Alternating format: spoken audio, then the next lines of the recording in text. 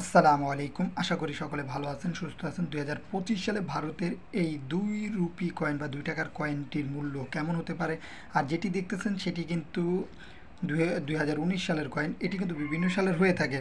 আর এটি বিভিন্ন জায়গা থেকে ইনফরমেশন নিয়ে আমরা যতটুকু জানতে পারলাম যে এটির মূল্য সর্বোচ্চ হতে পারে 100 টাকার মতন। কী কারণে বললাম? এটি বিভিন্ন মিন্টের হয়ে থাকে, যেমন হায়দ্রাবাদ মিন্ট, মুম্বাই মিন্ট, এরকম আলাদা আলাদা ভেরিয়েন্টের থাকে। তাই এই কয়েনগুলোর দামও একটু আলাদা আলাদা হয়ে থাকে।